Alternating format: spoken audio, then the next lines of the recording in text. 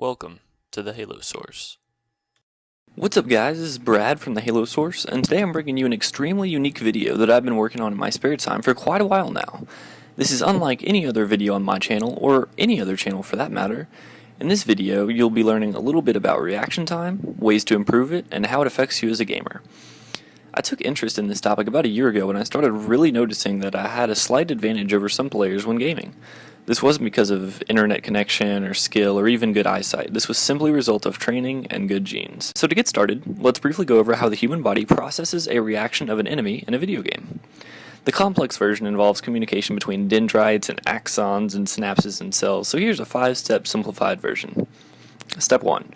Your eyes see an enemy on the screen, and they send signals to the occipital visual lobe inside your brain. Step 2.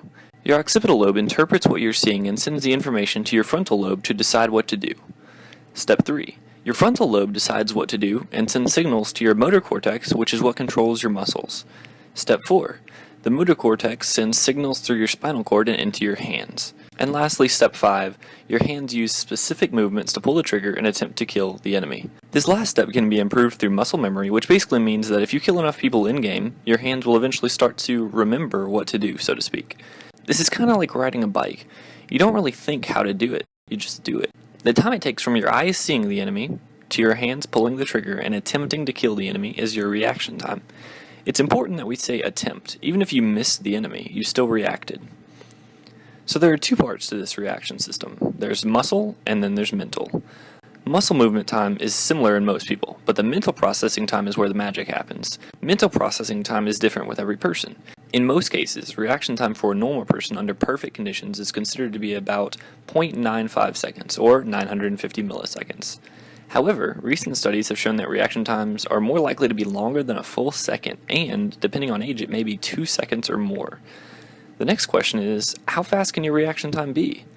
Up until recently, many people believed that a person's reaction time could only be a tenth of a second at most.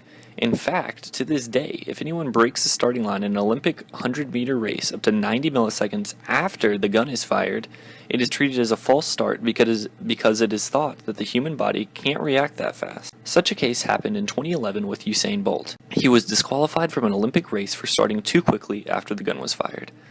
But now we are getting answers saying this isn't true. Science says, theoretically, the impulses in your body could move at the speed of light, but we have to train ourselves to be able to do such a thing. One such case existed with Joe Fast Thumbs McGurk. McGurk was seeing how fast he could honk his supercharged air horns after a spotlight changed from red to green. His record was 0.01 seconds, which is 10 milliseconds. He was the first human to prove that advanced reaction time is possible. If you'd like to test your reaction time, pause the video and check out this link.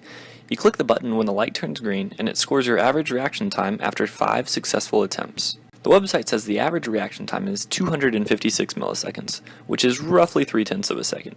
My friend's averaged at 240 milliseconds. My average after 5 attempts was 145 milliseconds, which is slightly slower than the Olympic speed limit. Even computers have reaction times. In Halo 4, for example, it takes the game 400 milliseconds to process a kill. This means after you kill someone, you have to wait 0.4 of a second for it to start popping up on your screen that you killed them. Most humans' reaction time, as of this year, is right at 1 second. I've put together a small compilation of my fastest reaction times in Halo 4. This is me not only reacting to the enemy I see, but successfully killing my target in well under 1 second of him appearing on screen.